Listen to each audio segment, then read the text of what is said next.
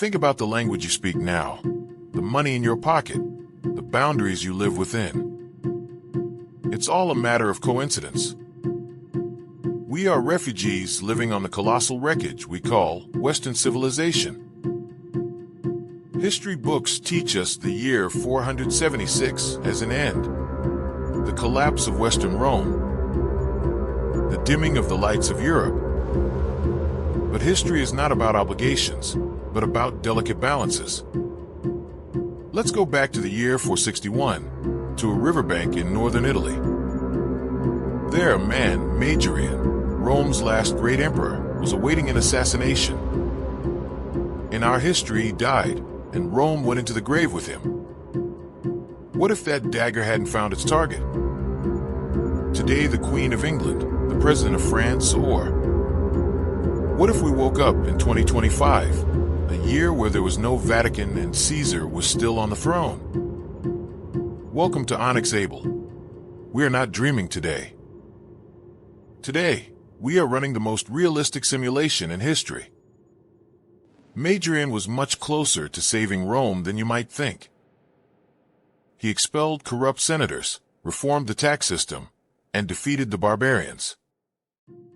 In our reality, he was betrayed by his own general, Ricimer. But in this timeline, Majorian senses betrayal. Ricimer is executed that night. This single event erases the Dark Ages from history. Rome does not fall. It's just shedding its shell.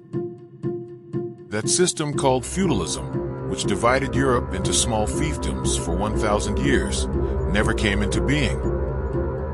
Castles are not built, knights do not appear. Because the central state and the legions are still standing.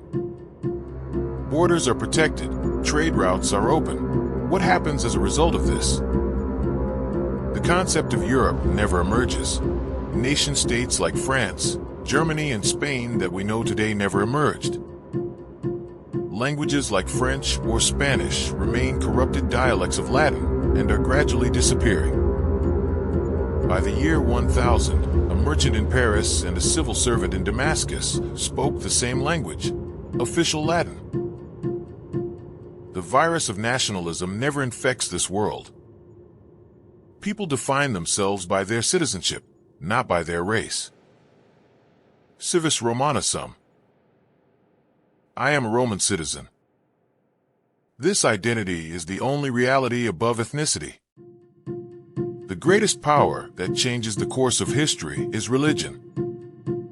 In our world, when Rome fell, the Pope filled the power vacuum. The Church became a power over states, crowning kings. But if Rome does not fall, who is the Pope? Just an officer. The Emperor, with his title of Pontifex Maximus, is still God's shadow on earth. The Church is subordinate to the state. Do you know what this means? The Crusades never happened. Inquisition courts are not established. There are no witch hunts. Because religion is a tool of control, not in the hands of fanatics, but in the hands of the cold and rational Roman bureaucracy. The famous conflict between science and religion is much milder in this world. However, in the 7th century, the inevitable happened. Islam is born. This is where historical determinism comes into play. In our history, Muslims crushed the tired Byzantine and Persian empires that had eaten each other. But here they face a Rome united as steel. The result, a massive stalemate. Islam may conquer Egypt, but it can never enter Anatolia or Spain. The Mediterranean becomes the scene of a Cold War that will last 1,000 years. Crescent in the south, eagle in the north. This competition triggers technology and science. The scientific golden age in the Islamic world, algebra, medicine, astronomy, was achieved not through war. Flows to Rome through forced trade. The Renaissance began in Italy not in the 1400s, but perhaps in the 1100s. What about America? The Roman discovery of America would not have been an adventure. It would have been a necessity. As the population grew, grain would not be enough. Transoceanic voyages began much earlier than 1492, probably in the 1300s. But the big difference here is this: the Spanish went to America for gold and plundered it. Rome would go for land and taxes. The American continent would become a huge agricultural farm where Roman law would be applied. The natives, Aztecs, Incas, would still be devastated by disease. This is inevitable. But the survivors were not enslaved. They were made citizens. Rome's assimilation machine would swallow them up. Industrial Revolution. Historians always ask, why didn't Rome industrialize? The answer is simple: slavery was cheap. But in this scenario, there's no serfdom, as there's no Middle Ages.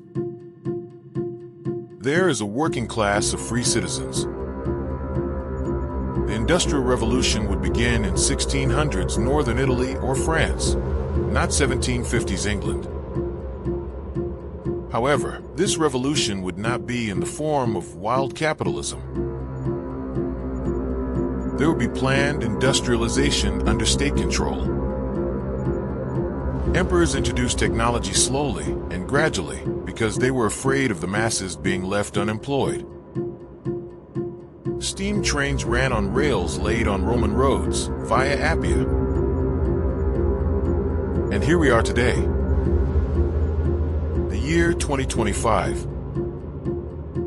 We are in the 2778th year of the founding of the Roman Empire. What kind of life do we have? There are no limits. No passport. When you board a plane from Istanbul to New York and then to London, no one asks you, where are you from? Everywhere is Roman territory. Democracy. No. Democracy is seen as an old experiment that was tried and failed in Athens. The world is run by a meritocratic elite and the Senate. There are no ballot boxes, only appointments. The people have no right to rebel, but their level of welfare is high. The policy of bread and games, panem et circenses, is still in effect. Netflix has been replaced by massive stadium games and government-subsidized digital entertainment. Global politics is very simple: bipolar world. Rome in the west, China in the east. Two gigantic, ancient civilizations. They don't fight each other, they just trade. The technology would probably be on par with what it is today. It would be the internet. But the internet would not be a realm of freedom, but a digital reflection of Roman law. Anonymity is prohibited. Every comment you make, every click you make is tied to your citizenship number. The crime rate is close to 0%. Because the state's eyes are everywhere. Not George Orwell's 1984, but Aldous Huxley's Brave New World. In conclusion, if Rome had not fallen, we would have lived in a safer, richer, and war-free world. The Holocaust would not have happened. The world wars would not have happened. But what would be the cost? Being an individual. To be able to say I. Being able to make mistakes freely. Rome means order. And order is the enemy of freedom. Perhaps the extinguishing of that light in 476 was the painful darkness needed for humanity to grow. History happened and ended. The future has not yet been written. I'm Onyx Abel. See you on the next deep dive. Valit. Goodbye.